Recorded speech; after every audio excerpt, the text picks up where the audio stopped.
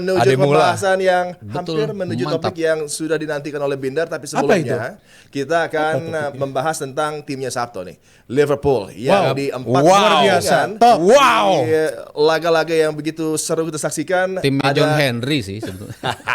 Ada late winners yang terus dipersembahkan, tidak dengan cara mudah, tapi mereka punya fight yang luar biasa. Ini ada DNA yang juga istimewa sama dengan Real Madrid untuk bisa menemukan cara tidak tampil baik tapi unggul, dan terbukti kemarin dengan Mo Salah yang menjadi eksekutor yang begitu handal dari titik putih, mempersembahkan kemenangan bagi Liverpool atas lawannya Burnley yang sebenarnya sudah men-set up timnya Scott Parker dengan sangat baik. Sayangnya ada Hannibal Mejbri yang melakukan handball. Apes, bisa dibilang apes ya. Ketika lo tampil dengan defense yang begitu luar biasa, ngemaksa Liverpool gak bisa menciptakan peluang yang bisa dikatakan golden chance ya, peluangnya semi-semi peluang lah.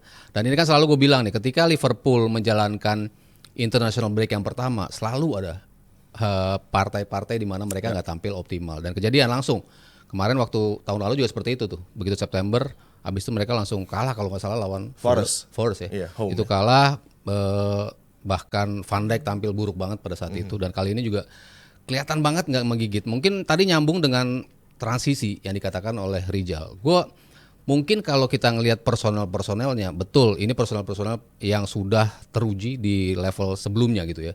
Cuman kalau kita bicara pergantiannya ada di semua lini, itu kan something yang juga masuk kata transisi di. Ketika wingback 2 lo diganti, ketika pemain tengah lo diganti juga si Wirtz, ketika depan lo dua-duanya diganti, satu dari 3 pemainnya 2-nya diganti, itu kan artinya you're doing something new di tim ini. Apakah bakal berjalan apa enggak? Ya harus kita lihat. Berjalannya dapat 3 poin, betul, setiap pertandingan 3 poin. Tapi concerning menurut gua ketika kemenangan-kemenangan itu didapatkan di menit 83 ke atas. 4 pertandingannya loh mereka dapatkan dengan susah payah. Bournemouth pertama, habis itu Newcastle mereka kesulitan juga. Lalu Arsenal mereka juga melewati tendangan bebas, dan terakhir kemarin mereka lawan Burnley. Kalau nggak ada penalti itu gue rasa main 0-0. Itu laga yang gue udah siap dengan 0-0 gitu. Tapi ada aja Liverpool can find a way. Nggak mudah juga bagi Salah. Musim lalu juga berapa tendangan penalti dia juga nggak masuk juga. Ada tekanan juga buat Salah, tapi akhirnya dia bisa execute penaltinya menjadi gol. In a way gue suka dengan penampilan beberapa pemain baru gitu ya. Ekitike di awal bagus, Wirtz di awal laga lawan Burnley apa musim ini? Iya, musim ini. Ketika baru datang bagus. Kita pikir wow langsung menjadi number 9-nya Liverpool lah ya. Tapi di belakang beberapa pertandingan terakhir kayak nggak bisa menemukan performance-nya lagi gitu ya. Di kiri Gakpo kadang bagus kadang enggak juga, angin-anginan. Salah kemarin ada 8 bola yang hilang dari dia. Itu bukan karakter Salah di musim lalu di mana one on one selalu bisa menang, tapi kemarin begitu mudah lawan membaca pergerakan dia.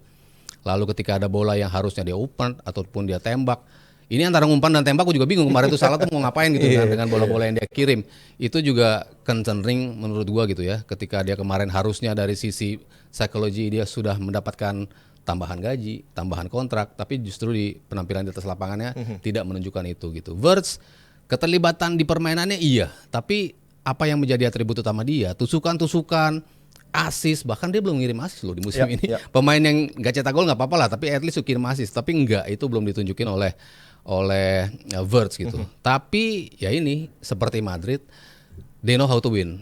At least ini karakter tim juara. Di era MU mendominasi liga, apa mereka tampil bagus? Enggak juga. Tapi di atas kertas lo menang, ya lo menang gitu kan. Itu yang membedakan karakter tim yang siap untuk menjadi juara. Dengan kemarin back five dari Scotty Parker yang sekarang udah mulai sadar bahwa dia punya beberapa taktik baru ya yang buat Burnley ini akan membuat mereka kompetitif juga mengikuti Sunderland sebagai tim promosi yang luar biasa dengan back five-nya dengan tambahan Josh Laurent dari central defender yang begitu dinamis dan bisa mendominasi para pemain di lini serang Liverpool dengan begitu padunya dia dengan Ekdal dan juga Steve. Tapi Florian Wirtz yang harusnya bisa tampil baik di area-area yang sempit ini tidak muncul, dan kita lihat juga masih ada problem dengan Ekitike yang masih belum terlalu nyaman dengan Mo Salah untuk berkombinasi. Ini masih menjadi kendala bagi Liverpool dan Arne Slot, tapi mereka sudah punya 12 poin dari 4 laga awal di Premier League. Luar biasa. Sebenarnya itu yang menjadi rangkuman dari pertanyaan lo. Wirtz tadi penjelasannya dari Mas Aryo concerning, mengkhawatirkan, belanja sekian juta bla bla bla tapi belum bisa bikin asis. Kerkes di belakang juga belum tampil maksimal. Tapi apa? Mereka menang.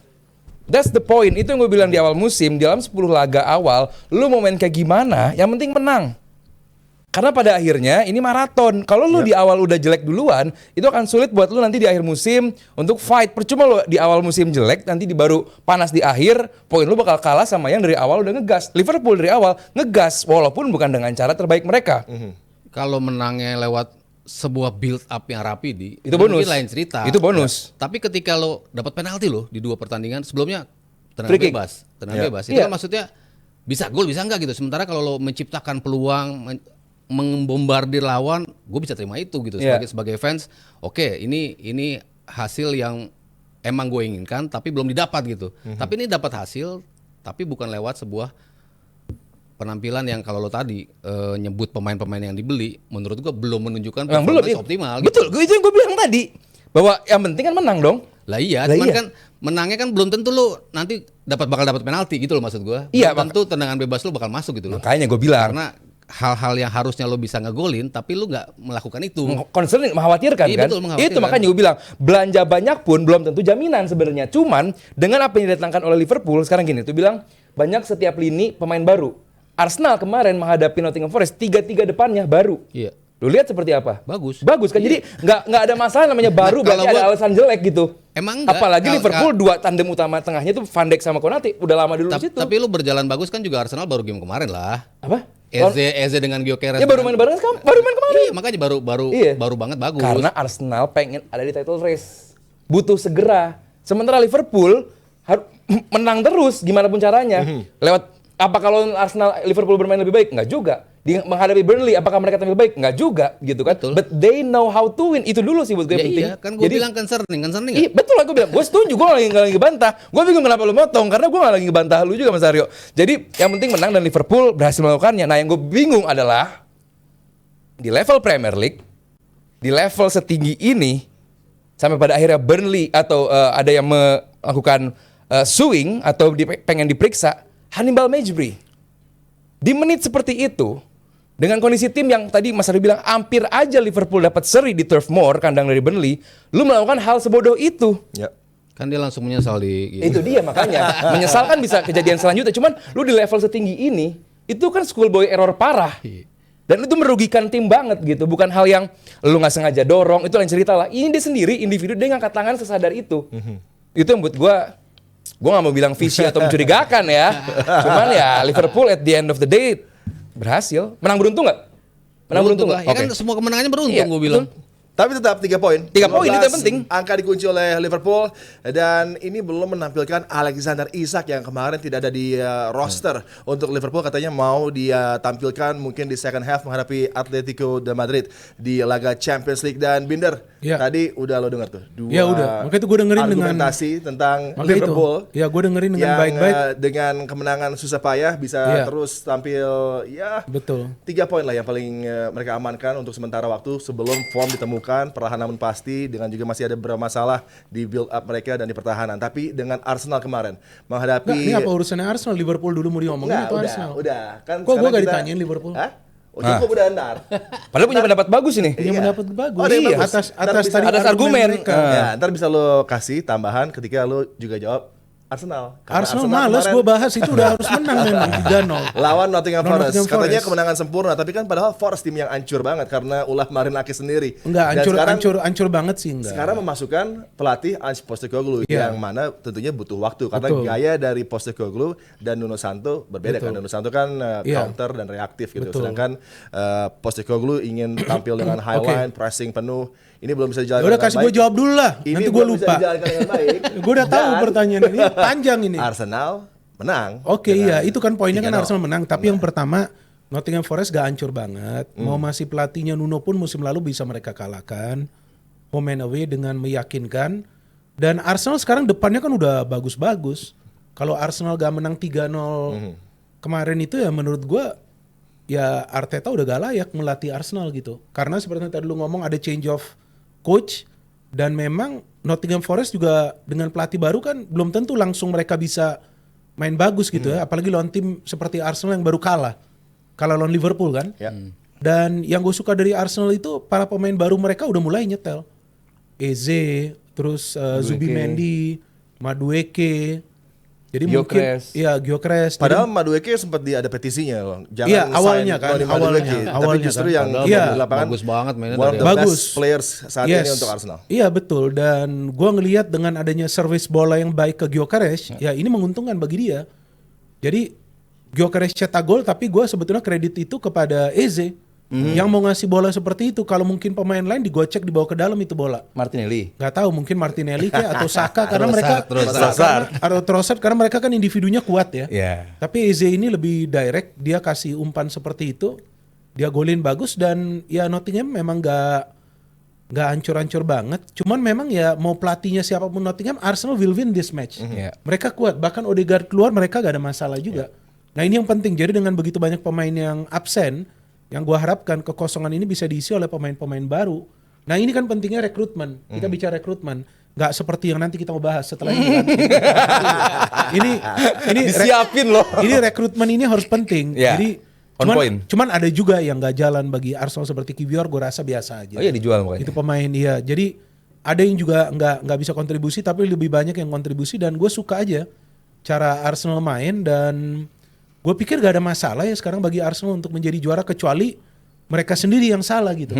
Dan gue berharap Arteta lawan tim kuat pun, main away pun, coba main seperti ini. Gak ada masalah juga menurut gue. Yeah. Because Arsenal is too strong in front.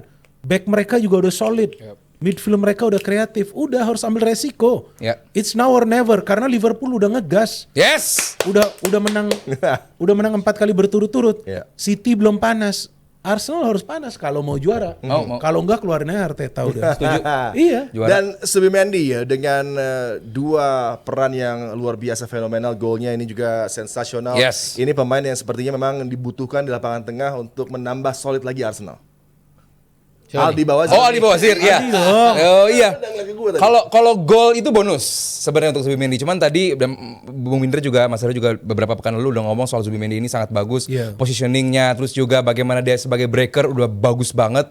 Jadi kalau sebagai gol yang luar biasa itu bikin cetak brace kemarin, seorang defensive midfielder mencetak 2 gol ke gawang lawan, ya buat gua ini luar biasa ya. Apalagi kita kalau lu perhatiin di akhir pekan kemarin ini menjadi parade gol-gol jarak jauh ya. Ya. Jadi kalau lu nonton banyak pertandingan kemarin lu bakal lihat di Juve Inter ada gol-gol jarak jauh. Jarak jauh semua itu. Apa? Semuanya jarak jauh. Makanya itu Juve Inter luar biasa itu, dan ya di Arsenal menghadapi Nottingham Forest ini sebenarnya peran dari pemain baru sih yang gue pengen lihat, bahwa the new Arsenal. Gue pengen lihat bahwa di wajah inilah nih, di orang-orang inilah bahwa harapan Arsenal. Yes, Odegaard bagus, yes, Saka oke. Cuman pada akhirnya dengan 2 ini pun Arsenal belum cukup untuk merengkuh gelar gitu. Pada akhirnya perlu nama-nama baru yang jujur. Madueke nampak bagus, walaupun ada yang langsung di-compare sama Bukayo Saka.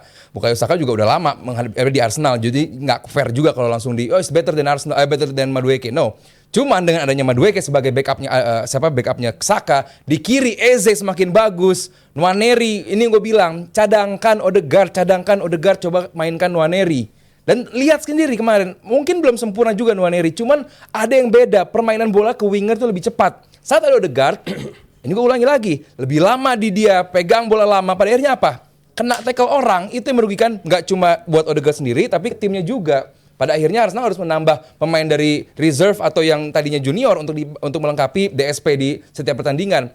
Iya, pemain kayak Martinelli ini harus step up. Sekarang karena kompetitornya nggak cuma Eze, bahkan Trossard kemarin main sebentar pun langsung memberikan on point assist. Ya. Nah ini Martinelli mau sampai kapan main nunduk-nunduk terus gitu loh. Yes, dia punya speed. Cuman gue sih sedikit khawatir ya dengan Martinelli, bahwa kemarin dimainkan di kiri, di kanan, nggak memberikan kontribusi yang cukup signifikan. Ya mungkin bukan harinya. Oke, berarti kesimpulannya jangan mainkan Odegaard lagi Arsenal dan Mikel Arteta. Enggak mainin dong. Odegaard tetap main. Menurut Odegaard Aldi Bawazir tadi. karena Odegaard sementara ini kan kapten tim, kecuali nanti Arteta udah pindahin ban kapten ke Declan Rice. Ke Rice ya. Ya, Odegaard tetap akan dimainkan. Ya mungkin nanti kalau para pemain barunya semuanya udah nyetel, mungkin dia tidak akan dimainkan Oke, terus ya. kita akan menuju ke saweran dari siapa tuh? Gio? G10. G10. Ya, Gio, bahas prediksi Atletico Madrid di musim ini dong. Apakah masih ada harapan untuk Atleti? Sedikit prediksinya, Sabto Haryo. Oh, kemarin menang kan? Yep. Akhirnya. Tapi kurang. Ya dia kan selalu di awal musim kemarin juga agak sedikit mengecewakan, tapi end up-nya juga pasti ada di 4 besar, di 3 besar. Ini tim yang ya nggak akan jauh dari situ lah karena konsistensi apa yang diberikan oleh Simeone. Jadi gue nggak khawatir lah dengan Atletico karena ya siapapun yang dimainkan pemainnya selalu bisa perform, tapi memang kadang-kadang ada ups and downs-nya gitu ya. Iya, Tapi bahkan sekarang Atleti mini Argentina, banyak sekali pemain timnas Argentina di sana, termasuk Thiago Almada yang tampil impresif juga untuk Argentina di international break kemarin. Dan berikutnya ada Oni, Mas Haryo, Aldi dan Bung Binder. Persaingan La Liga musim ini lebih seru nggak? Karena musim lalu selisihnya Barcelona dan Madrid hanya 4 poin saja. Binder mungkin bisa jawab. Ya artinya gak seru dong, cuman 2 tim itu kan yang bersaing, Madrid dan Barca. Seandainya Atletico ikut lebih seru menurut gua.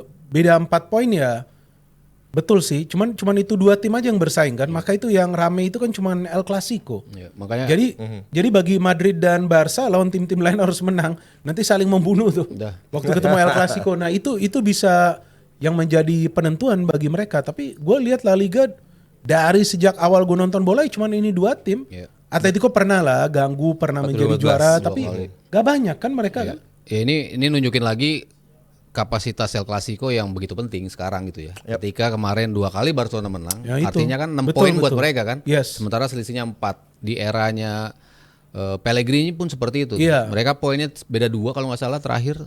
Tapi 2 kali El Clasico mereka kalah. Itu kan akhirnya membuat kenapa El Clasico begitu penting? Ya karena memang pemenangnya bisa menentukan gelar juara. Nah, lu lihat tanpa Oke. hafal lu dia. Hah? Tanpa hafal dia masih ingat yang waktu masanya Pellegrini. Ngeri gak? Kalau gue pakai hafalan. Next, kita punya saweran dari Caprolis. Apa tuh? Adiani. Suaranya bikin candu. Bikin candu. Liverpool tetap top of the league. Yep. You'll never walk alone. Lanjut lah, udah, nggak usah dibahas. Oke. Kenapa? Tapi thank you. Lu harus kasih ini dong, sedikit statement. Ya, thank you. Gua nggak Statement tahu lu. Gimana bisa candu ya?